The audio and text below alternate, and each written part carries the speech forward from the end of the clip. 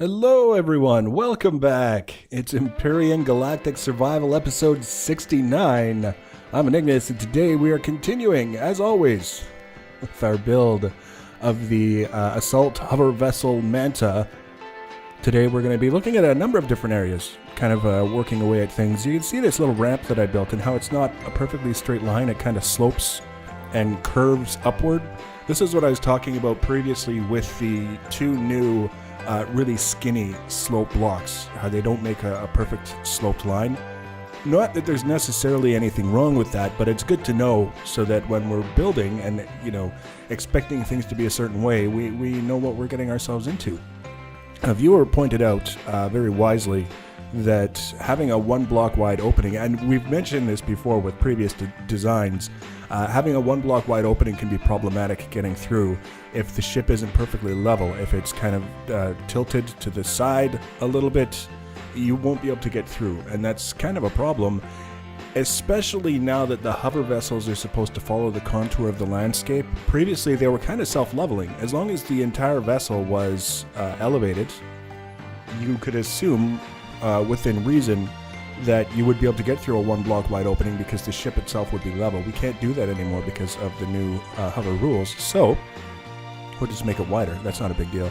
I also wanted to do a little bit more detailing where the upper back part of the hull meets with the rings, the thruster rings, just to kind of make them a little bit more in line with the way everything else was coming together there. Ultimately, I'm pretty happy with it, and I think at least for the time being, that we can call the rear section done, which is very nice because we've got so many other things that we need to be working on now.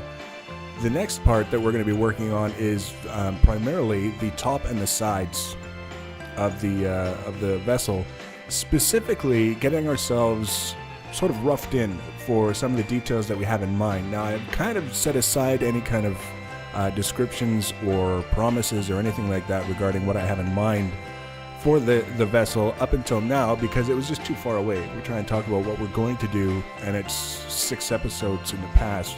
It's kind of pointless bringing it up, but now, as we're looking at it coming together, we can safely say that the plan so far is we're going to have, similar to like what we had on our last hover vessel, we're going to have what looks like big air intake ducts sort of peeking around the top and the sides of the hover vessel. Not that we need air intake for anything, but I liked the look of it on the last vessel, decided to do something similar on this one. And then we're going to have a detail on the top of the vessel that's basically, we're going to have the air ducts on the sides. If you're looking at it from the top, you'll see the top parts of the air ducts. And then down the middle, you'll see another sort of shape kind of pulling from the back a little bit upwards towards the front and then sloping down at the front. That will be sort of the cockpit kind of shape. And I'm sure some of you have an idea in your mind of what I just described that is bang on, and some of you aren't even trying because it just sounds like a bunch of gibberish. That's fine. You'll get to see the finished ship in due time. But for now, what I decided would be a little bit easier than trying to do all of the sculpting all at the same time is we're going to basically block it in, as you see here, where we've got a little bit of detail but mostly flat. And once we've got that in place, now that we can remove blocks without reducing them to their base components, it's a lot easier to come back after the fact and say, okay, well, we've got the very basics of the shape sort of put into place, and now we can make the adjustments necessary to bring out the detail that we want throughout the various different elements of the design. Now, one of the things that occurred to me as I was actually just about to close in this main deck here, and I realized that it would probably be nice to have access to the lower section where the RCS units are, either to repair damaged RCS units, replace them if they've been destroyed, or possibly in the future add more if it seems like it might be an idea to get a little bit more out of our vessel by doing that.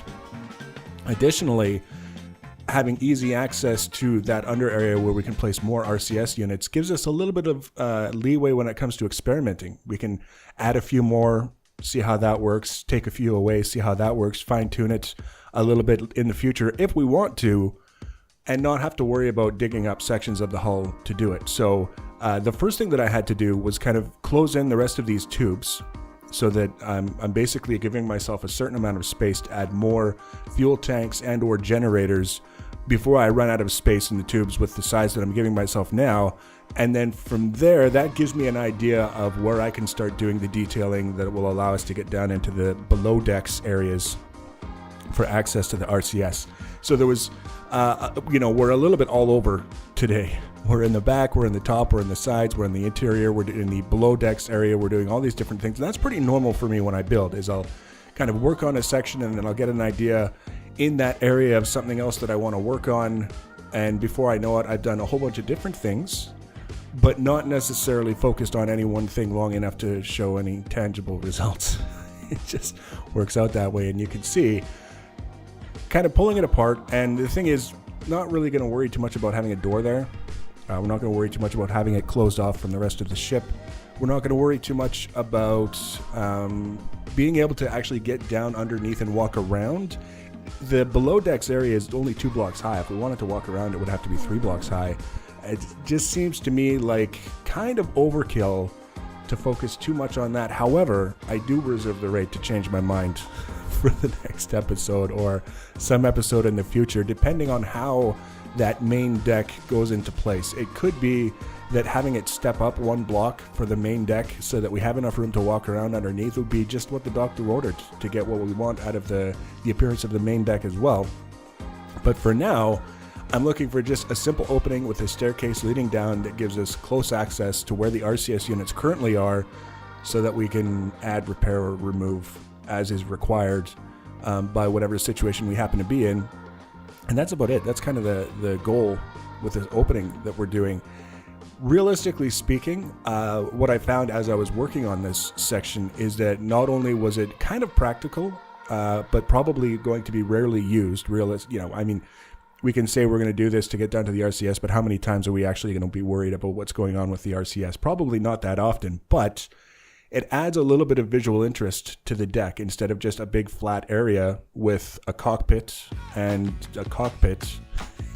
It actually kind of makes it look like there's things going on in the ship that are interesting beyond simply finding a place to sit and having a place to stick your fuel. That's what it comes down to. So there's lots of room to kind of wiggle around with this whole thing. I've realized that the our iron shortage is critical right now. And I was thinking to myself, okay, well, what are we going to have to do to get everything so that we can go off planet, go somewhere else, get the iron? Do we have to do that and then come back, refine it, do all that stuff? Can we put everything into the capital vessel, take our hover vessel and the capital vessel to a different planet and work on it there? And then I realized I've got all these ships lying around, small ships, hover vessels that I've built that I don't actually expect to be using. I can only use one at a time, and they've got thousands of blocks in them. So rather than worry too much about getting more iron so we can make more blocks to finish this build, we're just going to start cannibalizing some of the ships that we have lying around that aren't going to see service because we've replaced them with something else. So you can see this mostly at this point is just kind of taking a look at what amounts to a hole in the floor and looking at ways where we can make it a little more interesting and a little bit more refined than simply a hole in the floor. And in this case, we're going to have the slopes that you see underneath that make it look a little bit more intentional when you're going down the steps into that area. And then we're going to look at doing a little bit of detailing on top around the outside edge. Just again, because it's going to be one of those things that adds visual interest when you first walk into the back of the ship through the door.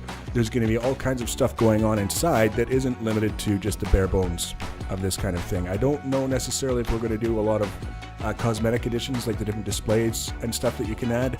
Possibly.